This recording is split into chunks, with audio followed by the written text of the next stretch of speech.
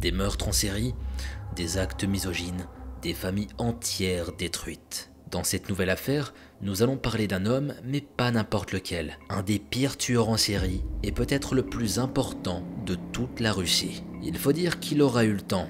Cet homme, connu sous le nom de maniaque d'Angarsk, va sévir durant presque 20 ans. Oui, vous avez bien entendu. 20 ans de crimes, tous plus horribles les uns que les autres, sans qu'il soit véritablement inquiété par la police. Du moins, jusqu'à un certain point. Vous allez voir de quelle façon il s'y est pris, et surtout comment il a réussi à passer sous les radars des autorités.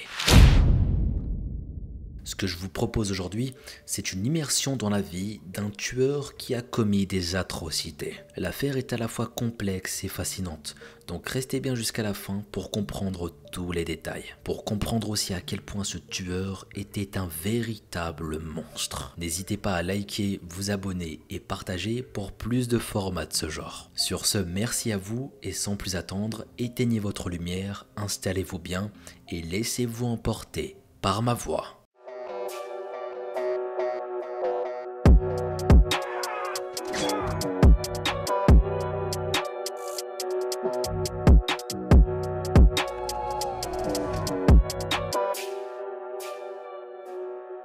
Notre histoire débute au milieu des années 90, dans une petite ville russe de 200 000 habitants. Depuis quelque temps, les corps de jeunes femmes brutalement assassinées et abusées y sont régulièrement retrouvés. Pour la police, ces scènes de crime sont affreuses et réprimandées, mais malheureusement presque ordinaires. Pour comprendre tout ça, nous devons nous plonger un moment dans le contexte historique de la Russie, ainsi que celui de la ville. Cette ville, vous l'avez peut-être compris, se nomme Angarsk. Elle est située dans la région d'Irkoutsk en Sibérie et au sud de la Russie, non loin du lac Baïkal comme de la frontière mongole. Il faut savoir que d'une certaine façon, cette ville n'aurait jamais dû voir le jour. À la base, cette localité était une immense zone d'industrie pétrochimique. Des habitations y ont été construites afin d'héberger les ouvriers et constructeurs, et c'est ainsi que petit à petit, une ville s'est doucement imposée d'elle-même. Quelques années plus tard, en 1951 exactement,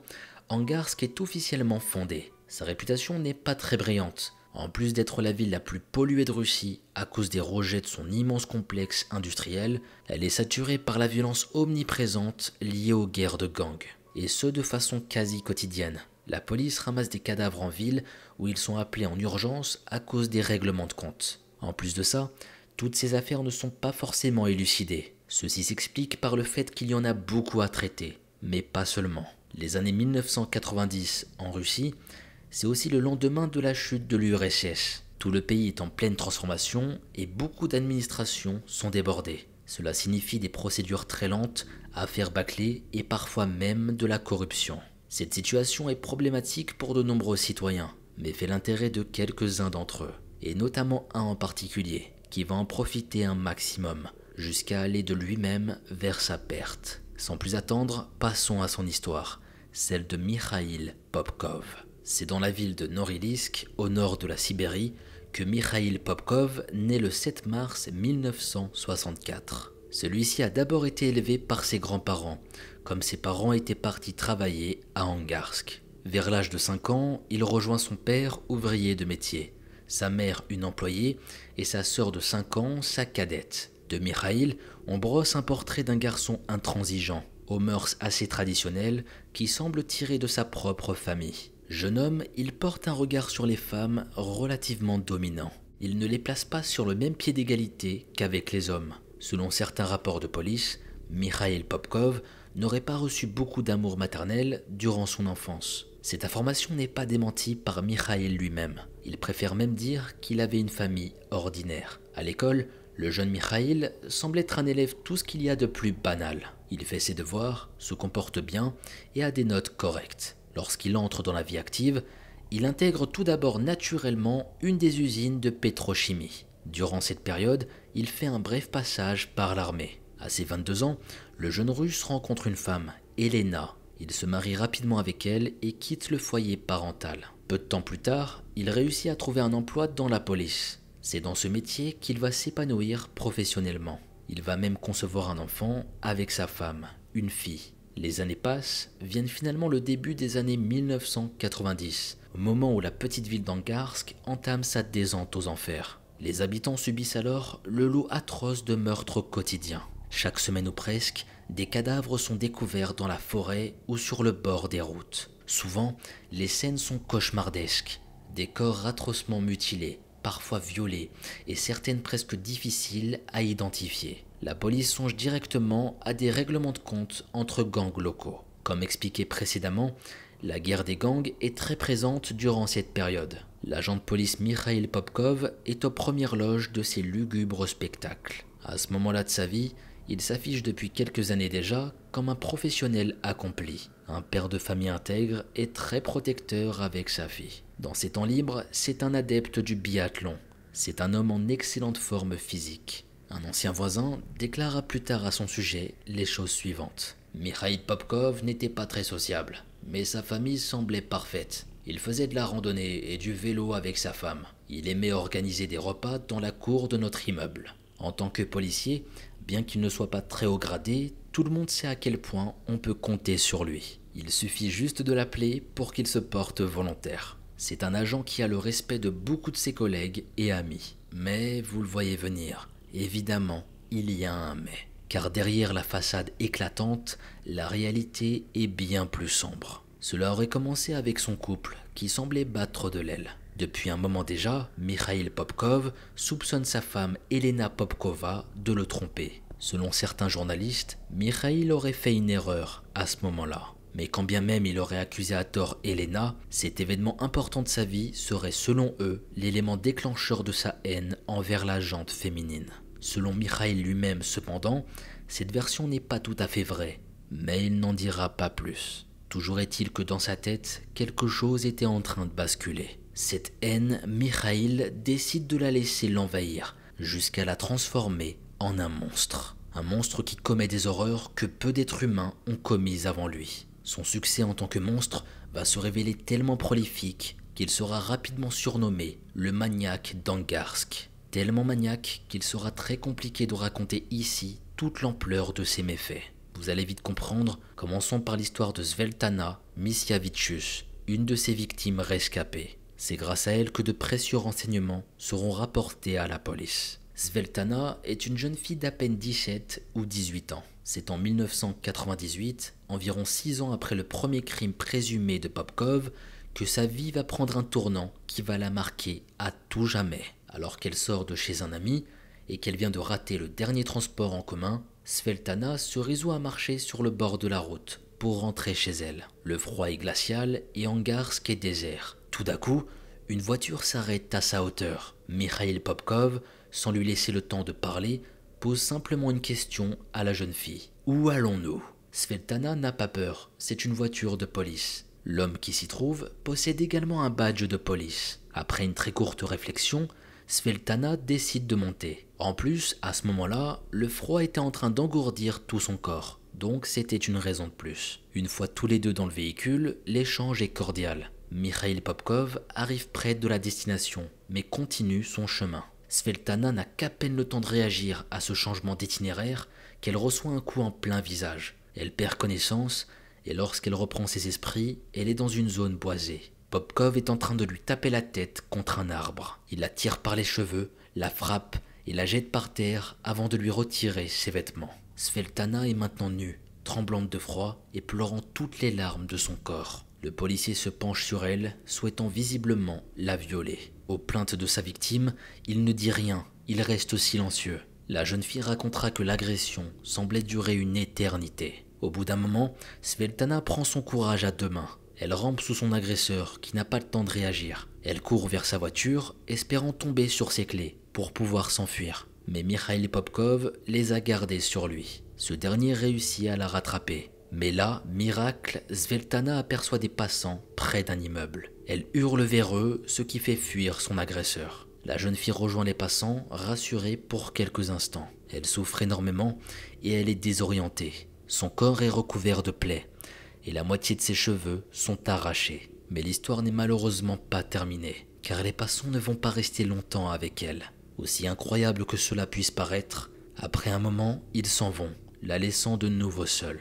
Svetlana reprend alors son chemin, mais Mikhail Popkov est encore tout proche. Lorsqu'il comprend qu'elle est de nouveau sans défense, il sort de sa cachette et fonce sur elle afin de finir le travail. Cette fois-ci, il la bat tellement fort qu'elle tombe dans un profond coma. Lorsqu'elle se réveille, la première chose que Svetlana aperçoit, ce sont des néons au plafond. Elle est dans une pièce froide et son corps, habillé d'un simple sous-vêtement, est recouvert d'un drap. Elle était sur un brancard métallique qui était glacé. Elle s'assoit difficilement, regarde autour et là, remarque quelque chose qui va la choquer pour le restant de ses jours. Un corps est allongé là, près d'elle. Elle peut apercevoir son pied pâle et accroché à son orteil une étiquette. Ceux qui l'ont ramassée pensaient qu'elle avait cessé de respirer. Svetlana est à la morgue. Cette vision mêlée à son état lui valent un nouveau malaise. Cette fois-ci, la jeune fille se réveille à l'hôpital, quelque temps plus tard. Elle est si traumatisée par ce qui vient de lui arriver qu'elle ne sera même pas capable de donner ni son nom ni son âge aux médecins.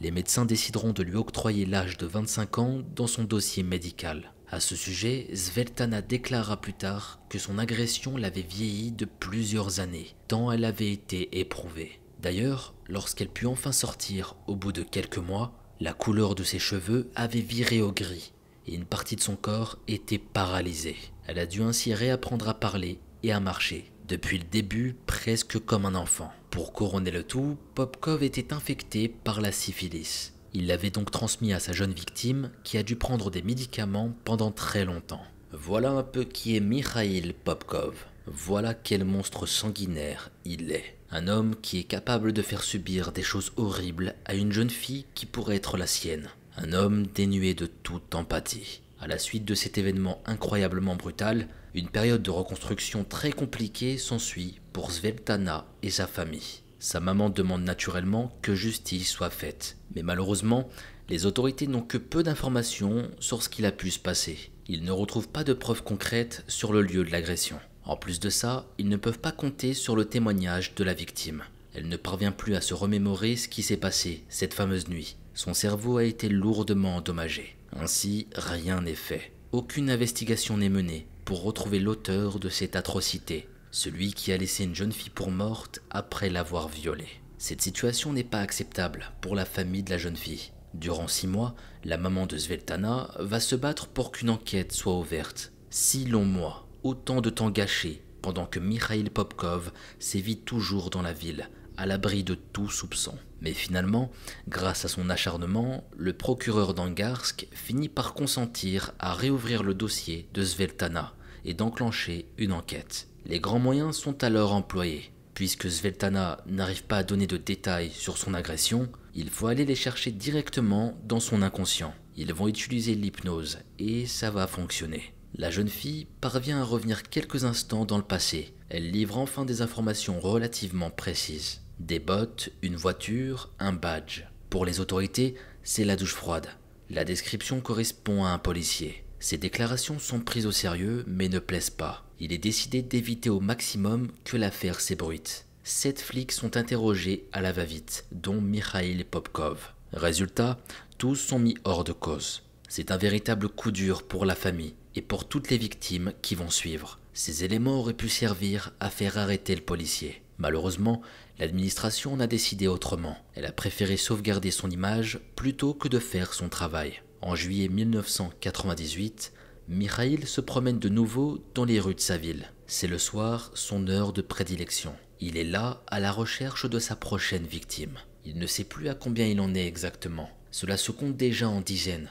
Certaines n'ont même pas encore été retrouvées. Son chemin va croiser celui d'Evgenia Protasova, à nouveau une jeune fille à peine majeure. Elle vient de passer une soirée au restaurant en compagnie de son chéri. Vers minuit, il quitte l'établissement. Evgenia est fatiguée et souhaite rentrer chez elle, ce que son petit ami semble amèrement regretter. À cause de ça, ils se disputent et le garçon décide de la planter là, sans daigner la raccompagner. Et bien à ce moment précis, c'était une grave erreur. En temps normal, ce genre de situation pourrait arriver à quelques-uns d'entre nous, mais pas à Angarsk, pas dans cette ville où le crime est monnaie courante. Sur le chemin du retour, même tactique. Mikhail Popkov s'arrête à sa hauteur. Un sourire, un badge de policier et c'est plié. Evgenia monte dans le véhicule, scellant sans le savoir son destin. Mikhail pousse parfois même le vice plus loin. Au cas où les victimes hésiteraient à embarquer, il argumente en disant que ce serait plus prudent. Il va dire qu'il y a un violeur et un tueur en série qui sévit dans les parages. La maison d'Evgenia est très proche, à peine 3 minutes de route. Mais en passant devant, Mikhail accélère. La jeune fille crie, terrorisée. L'homme la frappe, elle perd connaissance. Puis en vient le même scénario.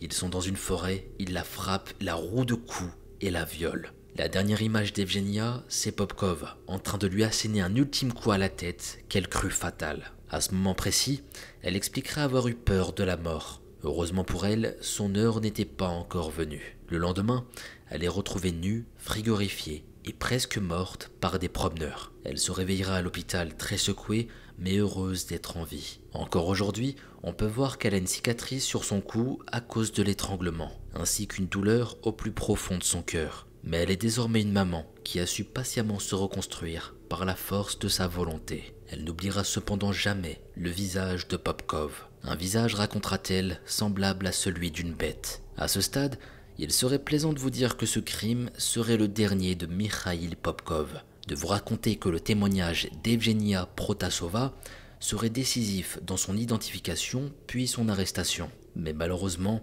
la réalité en est tout autre. Evgenia Protasova décidera de garder toute cette histoire pour elle, peut-être par honte ou pour essayer de mieux l'oublier. Elle n'en parlera que plus d'une décennie plus tard. Par la suite, celui que les habitants de la ville et de la presse surnomment dorénavant le maniaque d'Angarsk peut continuer ses crimes sans craindre de problème. Et c'est ce que ce monstre va faire. Elena Kurbatova, 23 ans, tuée alors qu'elle rentrait de l'église. Natalia Tivova, 25 ans, assommée à mort alors qu'elle sortait acheter de l'alcool à 3 heures du matin. Nina Radkevich, 38 ans.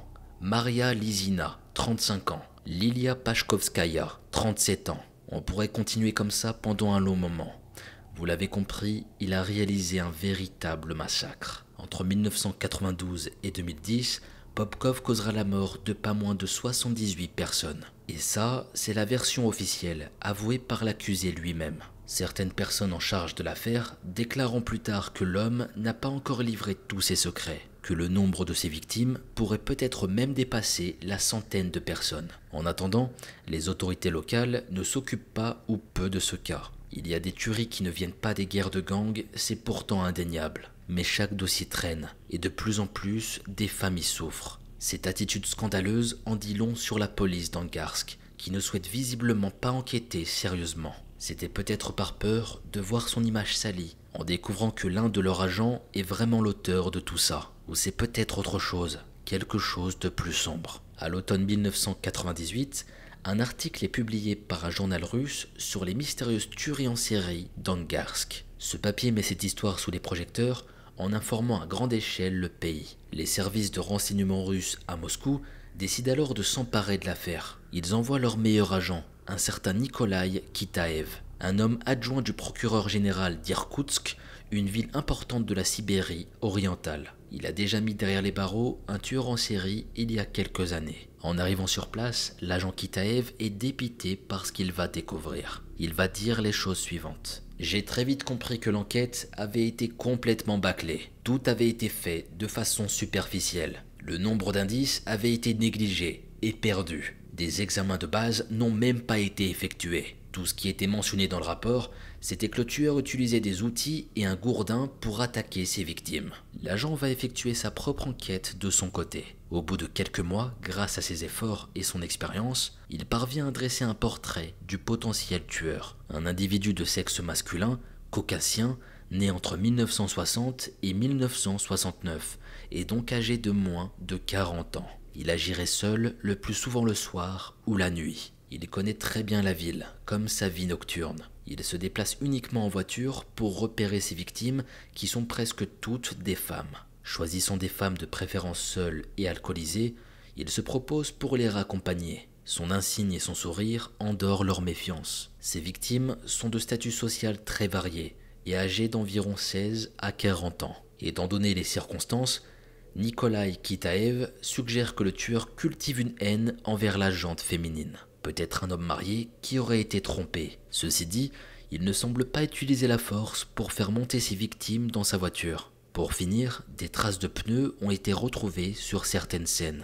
Elles correspondent à un modèle de voiture utilisé par les forces de l'ordre, un 4x4 Lada. Pour l'agent, c'est quasiment une certitude. Le tueur est un policier. Voici la conclusion qu'il en tire. Quand on voit tout ça, on peut dire que cet homme mérite son titre, car le portrait qu'il dresse est troublant de vérité. L'enquête vient de faire un énorme pas en avant. Tout pourrait s'enchaîner assez vite maintenant, mais c'était sans compter sur l'attitude abjecte des agents de police locales qui font de la résistance. Les déductions de l'agent Kitaev ne leur plaisent pas, et ils ne se gênent pas pour lui faire ouvertement comprendre. Mais en dépit de cette frustration, les hauts gradés se rendent bien compte de la pertinence du bilan. S'il y a bien un tueur parmi leurs collègues, et il y en a sûrement un, il ne pourra pas se cacher indéfiniment. Donc avec toutes ces informations et cette pression, ils vont réinterroger certains hommes. Et parmi ces hommes, il y aura Mikhail Popkov. On lui met les éléments sous les yeux afin de voir comment il va se défendre. Et bien sûr, ses arguments ne sont pas très convaincants. Sa seule justification à peu près valable, c'est sa propre femme qui l'avance. Elle explique que son mari ne pourrait jamais violer qui que ce soit. Ce n'est pas son genre et aussi parce qu'il est impuissant à cause d'une MST.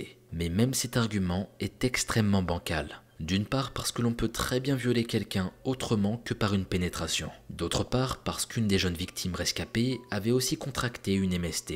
Et comme par hasard, la même que celle de l'agent Popkov, la syphilis. Ce qui sauve Popkov néanmoins, c'est l'image qu'il renvoie auprès de sa hiérarchie. Un homme tout le temps impeccable, poli, disponible et surtout discipliné. Il ne sera donc pas inquiété. Cependant, les chefs n'ont pas l'air complètement dupes. Quelques doutes subsistent à son sujet. On décide de le rétrograder à un rang très subalterne. Il servira dorénavant surtout de chauffeur pour les autres policiers. Ce changement ne modifie en rien le comportement du tueur. C'est même encore pire. Maintenant, il peut se rendre dans presque toutes les scènes de crime d'Angarsk pour les meurtres qu'il a lui-même commis. Ainsi, il joue l'étonnement, mais connaît parfaitement les lieux et il s'est assuré à l'avance de ne laisser aucune trace. Bien évidemment, il y aura des ratés. Une nuit, visiblement confiant, Mikhail Popkov s'attaque à deux femmes en même temps. Dans la bataille, il laisse tomber son insigne et ne parvient plus à le retrouver dans l'obscurité. Le lendemain, alors qu'il est chargé d'emmener une équipe de police sur les lieux, il prétexte vouloir s'y vendre à l'avance pour repérer l'endroit, afin de mieux s'y diriger ensuite. En faisant ça, il parvient à récupérer son insigne et à éliminer les dernières traces qui pourraient aider à remonter jusqu'à lui. Là, vous vous dites que c'est extrêmement culotté. Et oui, vous avez raison. Mais c'est pas tout. Accrochez-vous bien, il y a encore plus incroyable. C'était un homme très sombre, et il était prêt à tout pour corriger ses moindres petites erreurs, si on peut dire ça comme ça. Un jour, alors que Popkov doit encore conduire ses équipes sur l'un de ces massacres, il se rend compte avant ses collègues que sa victime respire encore. Très impressionné par sa résistance, il n'hésite pourtant pas une seule seconde et décide tout bonnement de l'achever à coups de pelle. Et ici apparemment personne n'a vu quoi que ce soit. Ça paraît tellement invraisemblable qu'on se croirait dans un film, mais c'est pourtant la réalité. Le policier tueur continue comme ça durant quelque temps, jusqu'au jour où il est soudainement mis à la porte. Il a été viré pour avoir frappé un homme avec sa crosse durant une interpellation. Certains journalistes soupçonnent ce motif comme étant un prétexte, disant que la vraie raison serait que les doutes sur lui étaient devenus trop grands. Ça le rendait trop encombrant aux yeux de ses supérieurs. Mikhail Popkov est donc déchu de son uniforme. À partir de là, il commence à travailler en tant qu'acheteur et revendeur de voitures d'occasion. Ce bouleversement dans sa vie est notable dans son activité d'assassin. Dorénavant, il ne pourra plus présenter de plaque officielle à ses potentielles victimes. L'avantage cependant, c'est qu'il n'a plus la police autour de lui. Il ne reste donc plus qu'à se faire le plus discret possible. Mais hors de question de stopper son passe-temps nocturne. En ce qui concerne le mode opératoire, rien ne change ou presque. C'est sensiblement le même pour chaque nuit. D'ailleurs, penchons-nous un peu sur cette façon de faire bien particulière. Une fois en voiture avec la potentielle victime, Popkov entame la discussion et selon ses propres propos, c'est en fonction des réponses qu'il décide du sort de sa passagère. Oui, vous avez bien entendu. Toutes celles qui montent dans sa voiture ne perdent pas forcément la vie. Cela se passe de cette façon. Si aux yeux de Mikhail Popkov, sa passagère se comporte gentiment, c'est-à-dire qu'elle ne semble pas avoir peur, ou qu'elle n'a pas l'air d'émettre de jugement négatif sur sa personne, alors les choses peuvent éventuellement bien se passer. Mais à l'inverse, vous avez compris. Mikhail les emmène en forêt pour les battre à l'aide d'outils principalement, ou sinon avec une hache ou des barres de fer. Ensuite, il viole certaines d'entre elles avant de les tuer. Et encore plus perturbant, selon lui, une simple odeur ou un seul mot pourrait faire pencher la balance. Mais revenons quelques instants sur les passagères qui auraient la chance de se comporter de ce qu'ils jugeaient être la bonne façon. Pour donner un exemple, un jour, le policier croise une femme en train de lever le pouce sur le bord de la route. Elle est en retard à son travail, il s'arrête et lui propose de l'y emmener. Sur le chemin, ils discutent sympathiquement, ce qui plaît à un ancien flic. À la fin, elle s'en sort sain et sauve, loin de se douter qu'un mot plus haut que l'autre aurait pu lui coûter la vie. Pour la petite anecdote, elle lui donne même 200 roubles pour la course, l'équivalent de quelques euros. Une autre fois, tard cette fois-ci, Mikhail Popkov ramasse une femme seule. Elle semblait en train d'essayer de rentrer chez elle après une soirée arrosée. C'était la victime idéale. Sauf qu'une fois dans la voiture avec lui, celle-ci se révèle avoir une attitude que Popkov juge agréable. Selon les propres mots du tueur, elle n'a pas un comportement négatif, c'est-à-dire pas de préjugés sur lui ni de crainte, et elle souhaite même boire un dernier coup en sa compagnie, plutôt que de rentrer tout de suite chez elle. À ce moment-là, et ça va manifestement arriver plus d'une fois, Popkov accepte la proposition. À la fin, il ne la tue pas, et même échange son numéro de téléphone avec elle. Cette façon d'agir avec une femme ramassée dans la rue va à l'encontre des arguments qu'il avance lui-même pour justifier de ses actes meurtriers. Oui, car dans les déclarations qu'il fera plus tard à la police, il dira estimer que les femmes ne doivent pas rentrer seules chez elles tard le soir. D'une part parce qu'il est immoral selon lui qu'une femme seule se balade à cette heure sans homme, et encore moins ivre, et d'autre part parce que la nuit, les rues ne sont pas sûres, et qu'elle pourrait faire une mauvaise rencontre. C'est ce qu'il a toujours lui-même enseigné à sa propre fille. C'est là qu'on voit que ce mec était complètement malade. C'est à se frapper la tête contre un mur. Il n'avait aucun sens. Le type estime être légitime de tuer une femme parce qu'elle est seule et ivre, sauf si elle n'a pas peur de lui, qu'elle est sympathique ou qu'elle accepte de boire un coup avec lui. Précisons le fait que Mikhail Popkov n'est victime d'aucun trouble mental ou d'une quelconque maladie qui affecterait sa psychologie. C'est un être naturellement mauvais, qui s'octroie ce droit arbitraire de vie ou de mort sur des inconnus, en ne suivant que sa propre éthique personnelle. D'ailleurs, peut-être qu'au fond, il se ment à lui-même, en s'imaginant agir à la façon d'un donneur de leçons, d'une sorte de justicier aux respectables valeurs. On a plutôt l'impression d'un homme qui viole et tue pour dominer, pour le plaisir. Au fond, c'est quelque chose que nous ne saurons probablement jamais. Car aujourd'hui, lorsque l'on demande à Mikhail Popkov les raisons qui ont motivé ses actes, il ne sait tout simplement pas les expliquer clairement. Ou peut-être qu'il ne le souhaite pas réellement.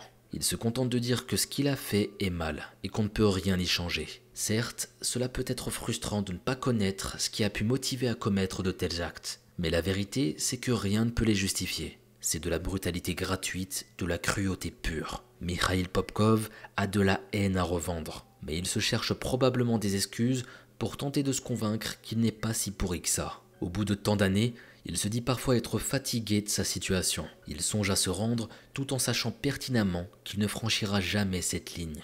Oser le faire serait signer son enfermement à vie, voire peut-être même son arrêt de mort. Mais ça, il ne saura pas le faire. La police de Moscou est toujours sur l'affaire et ne compte pas le laisser sur le feu plus longtemps. Autour de 2011, celle-ci décide enfin de se servir de l'ADN retrouvé sur certaines scènes de crime et qui n'appartiennent pas aux victimes. Ainsi, un dispositif de très grande envergure est lancé depuis Moscou. Une campagne de prise de sang, mais uniquement sur les agents de police de la région d'Irkoutsk, ayant exercé lors des enquêtes liées à des crimes. Il faut savoir que ce dispositif va prendre beaucoup de temps. Par ailleurs, si la haute autorité ne décide que maintenant de l'ordonner, ce serait tout simplement à cause d'un manque de budget. Le nombre de suspects atteignait encore très récemment un chiffre record de plus de 30 000 personnes selon certains articles. Il a donc été attendu que ce chiffre se réduise considérablement pour pouvoir enfin mettre tout ça en place. Ainsi, durant des mois,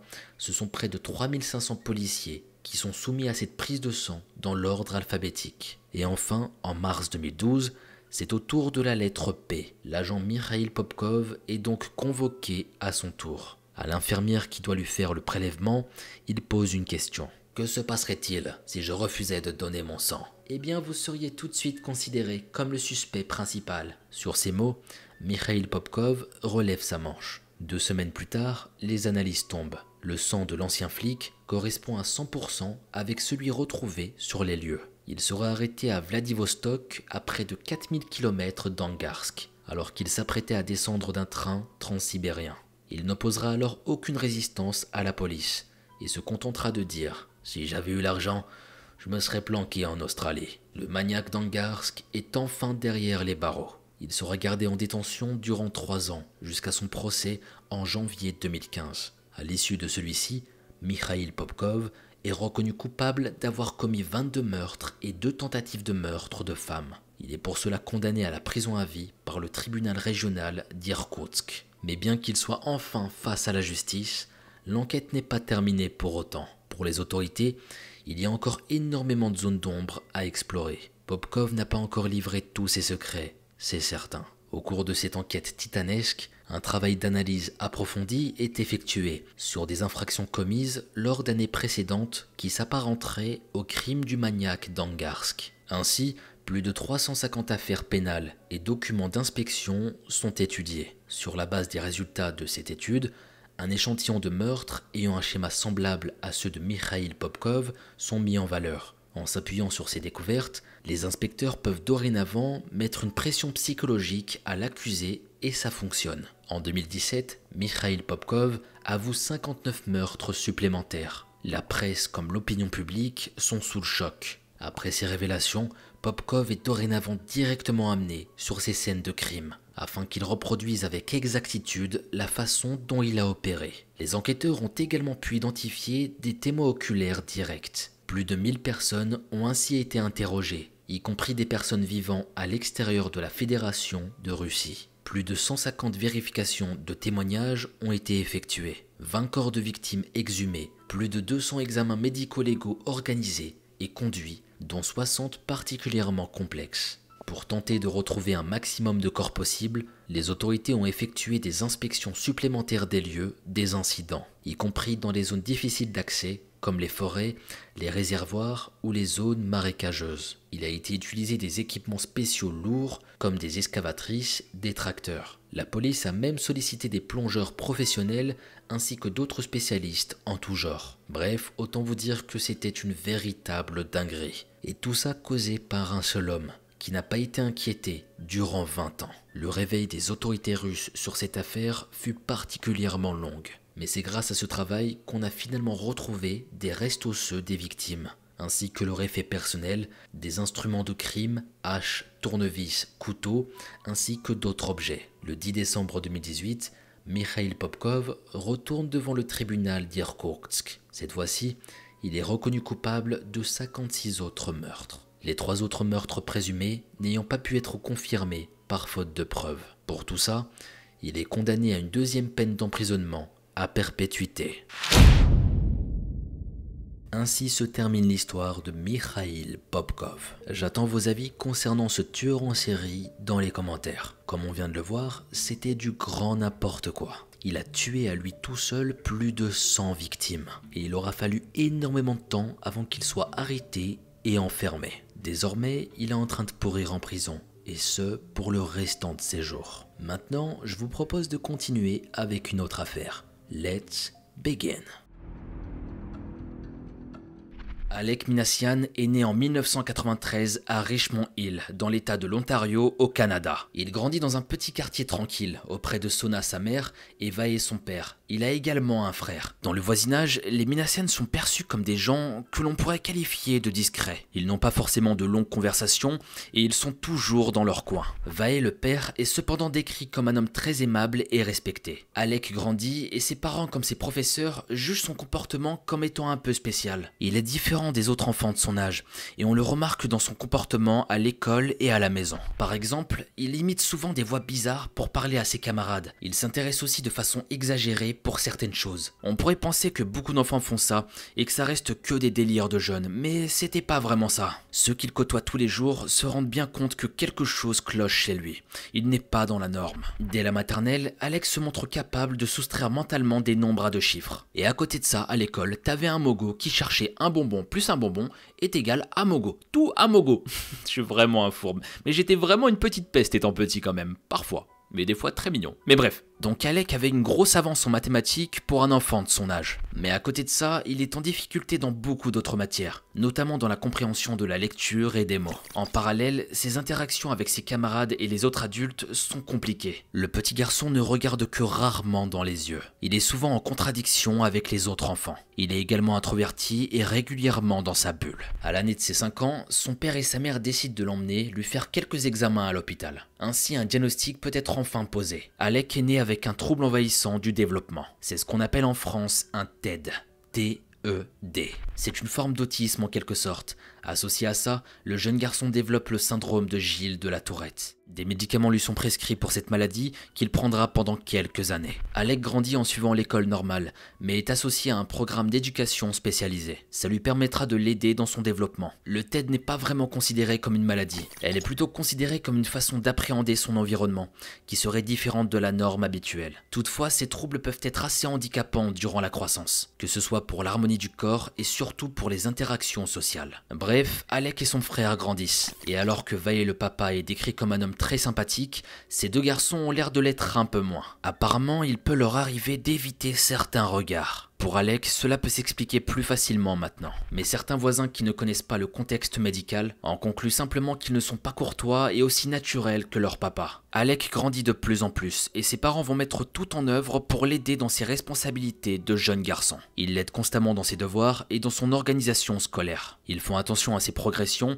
et le couvrent de leur amour et de leur protection. Vae, son papa, essaie même de lui enseigner à regarder les gens dans les yeux, mais sans grand succès. De toute façon, il voit bien que cette attitude sociale n'est pas très bien comprise par son fils. Mais ce qu'il faut comprendre, c'est que Alec ne fait pas ça dans le but de gêner. Ça fait partie de sa construction, de son autisme. Finalement, dans son éducation, ce qui serait vraiment étrange, ce serait de vouloir forcer un enfant d'un tel handicap à adopter des comportements qu'il ne va faire qu'imiter sans vraiment les comprendre. Arrivé au collège, le suivi éducatif d'Alec va prendre fin. Il a bien grandi, mais ses troubles subsistent, ils sont toujours présents. Et malheureusement, le collège peut être un endroit très cruel pour ceux qui sortent un peu de l'ordinaire. C'est tellement triste, mais c'est à l'école qu'on voit à quel point les enfants n'ont pas de limites. Je pense qu'on a tous vécu ça. Un camarade de classe qui sort un peu de l'ordinaire, un peu trop gros, un peu trop maigre, qui sort de la norme, comme on appelle ça. Et malheureusement les pauvres, ils vont s'en prendre plein la gueule juste parce qu'ils sont différents, c'est terrible. Qu'est-ce que je détestais les gens qui jugeaient à l'époque, c'était vraiment triste, sérieux. Les gens ne se rendent pas compte à quel point ils peuvent faire du mal, et ça c'est vraiment terrible. Et bah le petit Alec a fait partie de ces gens-là et en a fait les frais. Son adolescence est marquée par l'intimidation qu'il reçoit de certains de ses camarades mal intentionnés. Il adresse alors un langage souvent inaudible, absurde, parfois grossier à ses agresseurs pour se défendre du mieux qu'il peut. Alec est décrit par son père comme un jeune homme qui dissimule beaucoup ses émotions, à tel point qu'on pourrait penser qu'il en a que très peu. Un jour par exemple, son frère a dû être hospitalisé. Eh bien Alec n'a manifesté aucune tristesse à son égard, il n'a même pas pleuré. Pourtant, Vae atteste que les deux frères s'adorent. Cette attitude est l'une des caractéristiques du jeune adolescent. C'est aussi un critère qu'on retrouve spécifiquement dans certains traits du spectre autistique. Une certaine absence de tristesse ou de joie, ou du moins visible. Et d'ailleurs, petite parenthèse, je trouve ça super important de parler de ce trouble qui est souvent très méconnu. Certains professionnels de santé vont même jusqu'à avancer que certains autistes ne ressentent pas d'émotions, hormis celle de l'angoisse. Mais le cerveau reste une machine extrêmement compliquée, qui n'a pas encore livré tous ses secrets. Au fil de son adolescence, Alex se met à développer une grande passion pour les jeux vidéo. Il va y passer 5 heures par jour en développant une certaine addiction. Il passe également pas mal de temps sur internet. Mais ses occupations ne suffisent pas à combler un manque qu'il a en lui. Ce manque prenait de plus en plus de place dans ses pensées et ses besoins, les relations sociales et en particulier les filles. Au collège, certains enfants de son âge ont des copines, ils se tiennent par la main et passent beaucoup de temps ensemble. Alec le voit bien et ça le renvoie à sa propre situation. On peut dire qu'il ne se sent pas avantagé de ce côté-ci. Il ne semble pas maîtriser les codes pour les approcher. En tout cas, il se sent rejeté par elle. En 2008, l'année de ses 15 ans, le jeune homme développe un nouvel hobby. Il s'intéresse aux tueries de masse qui se sont déroulées dans certaines écoles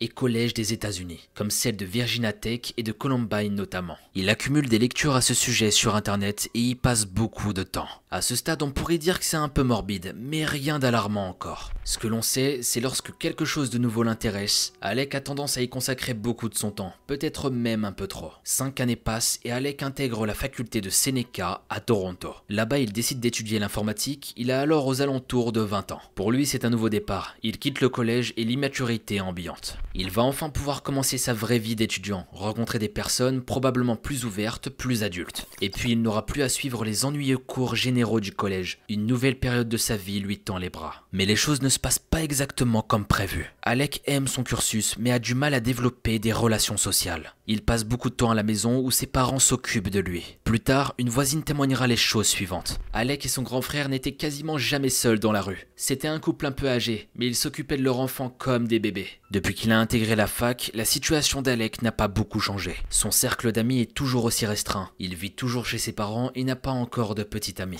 Lorsqu'on leur demande, ses camarades de classe le décrivent comme un enfant effacé, plutôt solitaire, qui n'a jamais un geste ni un mot plus haut que l'autre. Chez lui, Alec passe pas mal de temps sur les réseaux sociaux et sur des forums. Il a du mal à comprendre pourquoi il est si difficile pour lui de se faire de nouveaux amis ou de nouvelles rencontres. Pourtant, il est aimable, physiquement acceptable et bien éduqué. Mais pour lui, il y a forcément quelque chose qui cloche. Le 31 octobre 2013, c'est le soir d'Halloween. Alec assiste à une soirée où de nombreux étudiants sont présents. Beaucoup de filles sont là aussi, et l'étudiant en informatique de 20 ans veut tenter sa chance. Il entre et tente d'aborder plusieurs filles de façon amicale. Mais les filles ressentent quelque chose de bizarre dans son attitude, et elles n'hésitent pas à lui dire et à lui faire remarquer. Rapidement, elles se mettent même à se moquer ouvertement de lui. Elles finissent même par lui tourner le dos en allant vers d'autres garçons. Alec est abattu et cette humiliation s'inscrit instantanément dans sa mémoire. Cette expérience est très marquante pour lui, et il finit par se dire qu'il est très malchanceux avec la gente féminine. Mais à ce stade, il ne comprend toujours pas pourquoi aucune fille ne semble vouloir lui donner ne serait-ce que la moindre chance. Il se disait pourquoi lui, alors qu'il y a des tas d'autres garçons à l'école qui ont l'air beaucoup plus bruts et mal élevés. Lui a toujours été calme, délicat et respectueux. Il se dit alors que ses qualités devraient pourtant plaire. Alors comme quelqu'un qui cherche une réponse à ses questions personnelles, mais n'ose pas trop en parler, Alex se tourne vers son ordinateur. Semaine après semaine, il surfe sur des forums. Il cherche une explication à son problème et des cas similaires aux siens. Il veut absolument trouver des réponses, il ne comprend pas. De site en site, il se rend compte que beaucoup de personnes, surtout des hommes, ont des difficultés semblables avec le sexe opposé. Il se rend compte qu'il y en a même énormément. Des forums entiers dédiés à ce genre de discussion. L'étudiant en informatique s'intéresse progressivement au sujet, loin de se douter qu'il est en train de mettre un pied dans une communauté qui peut se révéler extrêmement malsaine. Une communauté de gens qui se plaignent sur internet, frustrés de leur absence de relation avec les filles et qui jettent la faute sur elles. Un jour, Alec tombe sur un terme qu'il ne comprend pas tout de suite, incel. C'est de cette façon que tous ces profils se baptisent, les incels. Après quelques recherches, le jeune homme comprend le diminutif. Involuntary celibate, qui veut dire littéralement les célibataires involontaires. Des hommes qui n'arrivent pas à plaire, qui ne savent pas comment s'y prendre pour courtiser, et qui viennent en parler sur les réseaux. D'abord on compatit, on se dit que c'est normal d'en parler, mais lorsque l'on s'intéresse de plus près à la communauté des incels, on se rend compte de la gravité de certains propos. Ces propos peuvent être tenus par des centaines, voire des milliers de personnes. Par exemple, beaucoup d'entre eux estiment que les femmes sont sur Terre juste pour satisfaire les besoins des hommes. D'après eux, il suffit d'être un homme beau, populaire, riche ou bien habillé pour avoir un droit légitime à disposer de leur faveur. En fait, à leurs yeux, les femmes ne sont plus des êtres humains, mais bien des objets charnels. Des objets qui doivent automatiquement être en admiration devant certains critères établis par les incels. Il y a même un langage, un vocabulaire créé par eux, pour eux. Et un jour, malheureusement, ce qui devait arriver, arriva. Au début, c'était de la simple curiosité, mais Alec finit peu à peu par s'identifier à cette communauté. Il se met à poster à son tour et à utiliser les mêmes termes. Un chad par exemple, qui veut dire beau gosse populaire. En gros, c'est une personne qui plaît aux filles et qui, selon leurs critères, il a tout pour lui, mais ce n'est pas obligatoirement un gentleman. Il y a aussi une Stacy, qui va forcément côtoyer ce genre de garçon et uniquement ce genre de garçon. En réalité, cette communauté regorge d'hommes frustrés et mentalement déséquilibrés. Ils se plaignent en permanence de leur situation en déversant un flot de haine risible. Et le comble dans tout ça, c'est un groupe qui ne cherche même pas à s'entraider s'aider ni à se rassurer. C'est même tout l'inverse, ils se descendent constamment eux-mêmes et les autres. Ils sont tout le temps extrêmes, dans un état d'esprit où ils se désignent comme pathétiques, moches, seuls et destinés à le rester. Ok.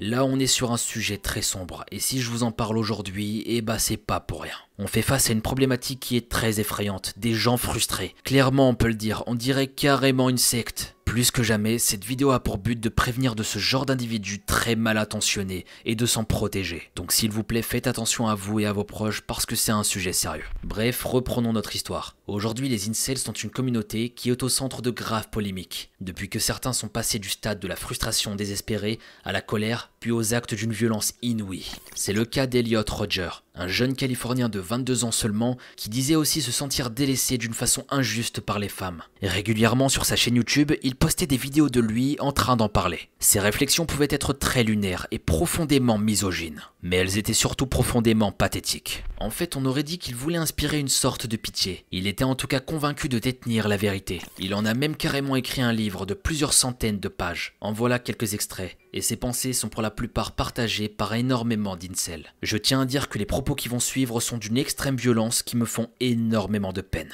Et d'un avis personnel, je tiens tout de même à dire que ce Elliot et ces gens-là sont des petites merdes. Oui, je donne de la puissance à mes mots, des petites merdes. Et vous allez comprendre pourquoi par la suite. Vous allez comprendre pourquoi je suis autant en colère. Écoutez attentivement ce qui va suivre. Voici les pensées de Elliot Rodger. Les femmes sont imparfaites. Il y a quelque chose de mentalement mauvais dans la façon de leur cerveau est câblé. Elles sont incapables de raisonner ou de penser rationnellement. Elles sont comme des animaux, complètement contrôlés par leurs émotions et leurs impulsions primaires et dépravées. Comment un garçon noir inférieur et laid pourrait être capable d'obtenir une fille blanche et pas moi? Je suis vraiment magnifique et je suis moi-même à moitié blanc. Je descends de l'aristocratie britannique. Il descend des esclaves. Je mérite davantage. Si je ne peux pas me joindre à eux, je m'élèverai au-dessus d'eux. Et si je ne peux pas m'élever au-dessus d'eux, je les détruirai. Voilà pourquoi je suis énervé et vulgaire face à ce genre de merde. Qui plus est raciste et j'en passe. Ils ont des pensées remplies de haine, racistes, dangereuses.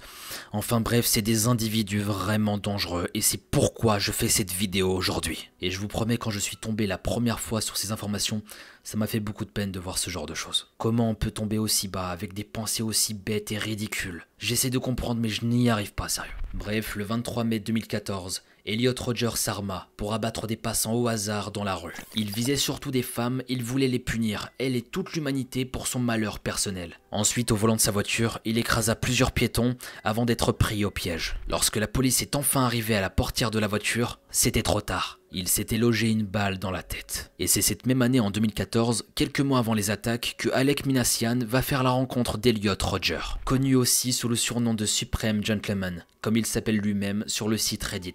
À ce moment-là, les deux jeunes hommes sont actifs sur la plateforme et se galvanisent perpétuellement l'un l'autre de leurs idées nauséabondes, partagé par plein d'autres utilisateurs anonymes. La tuerie commise par Elliot, le suprême gentleman, comme il le dit si bien, sera un véritable tremblement de terre pour les incels. Pour eux, il va devenir un icône, un idole. Et malheureusement, Alec Minassian fera partie de ces gens-là. En décembre 2016, Alec décide d'intégrer les forces armées canadiennes. Mais il ne va jamais terminer sa formation, car il ne sait pas nager et qu'il n'arrive pas à respecter l'horaire strict de son entraînement. Dans sa lettre de démission, il expliquera notamment qu'il avait sous-estimé la rigueur et la discipline de l'armée. Après cette expérience quelque peu ratée, il terminera ses études à Seneca. Mais peu à peu en secret, l'esprit du jeune homme est en train de se perdre. Il est comme rongé de l'intérieur. Il se sent toujours délaissé par les femmes et n'a toujours pas trouvé d'explication convaincante. Il adhère de plus en plus à l'idéologie extrême du suprême gentleman. En janvier 2018, il prend une décision. Dans 3 mois, ce sera la fin de ses examens, le 23 avril exactement. Ce jour-là, sa vie entamera un tournant. Ce jour-là, il accomplira quelque chose de nécessaire. Quelque chose que seuls ceux qui ne sont pas des lâches peuvent accomplir. Et lui, ce n'était pas un lâche selon lui. Selon Alec, Elliot Rodger avait raison. Les femmes méritent d'être punies pour ne pas s'intéresser à eux, à lui, tout l'amour et l'attention. Alec voulait devenir le centre du monde. Comme on ne lui a pas donné de l'amour, il va en donner à sa manière. Là, il s'apprête à faire quelque chose de terrible qui s'inscrira dans la mémoire de tous ceux qui verront cet événement. C'est bon, son projet était ancré dans sa tête. Mais il y avait peut-être une autre motivation à son projet. Un juge l'estimera plus tard. Alec avait une soif de notoriété. Il désirait être célèbre. Ici, mes amis, je vais employer les termes. On fait clairement face à la naissance d'un monstre. Il devient sombre de jour en jour, avec des idées noires, des idées malsaines. Ensemble, nous allons découvrir jusqu'où cet homme sera capable d'aller.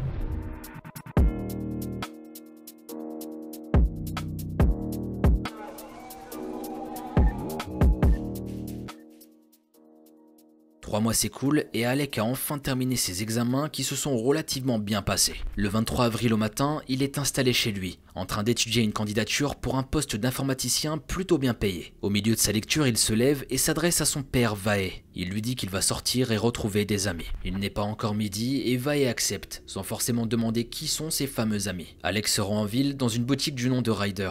C'est un magasin de location de véhicules utilitaires. Il donne son nom au vendeur qui s'empresse de lui faire signer tous les documents. La fourgonnette qu'il avait réservée quelques jours auparavant était prête. Une Chevrolet Express blanche quasi neuve. Alec finalise la location pour environ 400 $. Il est autour de midi et Toronto s'anime progressivement. Des travailleurs sortent pour déjeuner pendant que d'autres se réveillent à peine. Certains se promènent profitant d'un soleil proche du zénith. Et Alec, lui, était en train de se préparer. Il est déterminé. À ce moment-là, il est le seul à savoir qu'une attaque de grande ampleur va avoir lieu d'ici quelques minutes en plein centre-ville, qu'elle sera plus tard considérée dans sa catégorie comme étant la plus meurtrière de Toronto. Et j'irai même encore plus loin, la plus meurtrière du Canada tout entier. Oui, aujourd'hui, avant que le soleil ne se couche, le visage de ce jeune homme de 26 ans apparaîtra sur toutes les chaînes de télévision du pays. Peu avant 13 h, Alec monte dans la Chevrolet de location. Il la démarre et se dirige à l'intersection entre l'avenue Finch et la rue Yonge, dans le centre-ville de North York. À 13h22, il accélère dans la rue de Yonge, puis sort brusquement de la route pour monter sur le trottoir. Là, il fauche 26 personnes en tuant 10 sur le coup, dont 8 femmes. À 13h30, il stoppe sa voiture, qui est complètement enfoncée au niveau du pare-choc. L'agent Ken Lam, chargé du contrôle de la circulation, est le policier le plus proche de la tuerie. En quelques secondes, il est maintenant présent sur les lieux, seul avec sa voiture de patrouille. Il réalise lentement ce qui vient de se passer.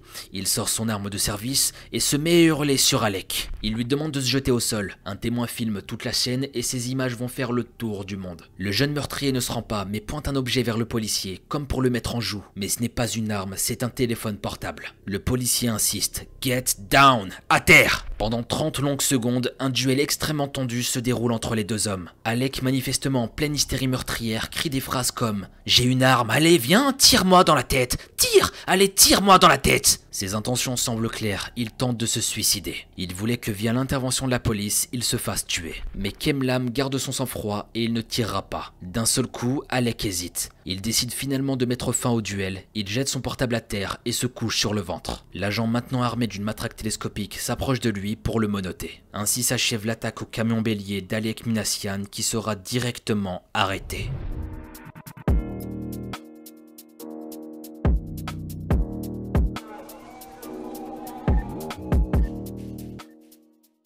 Le soir même de son arrestation, il avoue son crime au policier. Son procès s'ouvre le 10 novembre 2020 à Toronto, de façon virtuelle à cause de la pandémie. Le mardi 10 novembre 2020 débute donc le procès d'Alec Minassian, un jeune homme de 28 ans accusé de la mort de 10 personnes, et aussi accusé de la tentative d'homicide sur 16 personnes le 23 avril 2018 à Toronto. Alec Minassian a déjà avoué son crime l'après-midi de l'arrestation. Mais il faut savoir qu'aucun fait reproché n'a été prouvé au tribunal. L'accusé de 28 ans est donc toujours innocent jusqu'à preuve du contraire. Des documents que la presse a obtenus durant l'été 2019 a admis tout ce qu'il avait fait dans les moindres détails. Et il va dire tout ça au détective de police Robert Thomas. Dans ces documents, Alec a avoué à la police qu'il faisait partie d'un groupe. Un groupe d'hommes frustrés qui n'arrivent pas à perdre leur virginité. Les incels, qui est l'abréviation de célibataire involontaire. Alec Minassian a ainsi déclaré à la police qu'il était motivé par le désir de punir la société pour son statut perçu comme un incel. Il croyait que les femmes n'auraient jamais de relations sexuelles avec lui.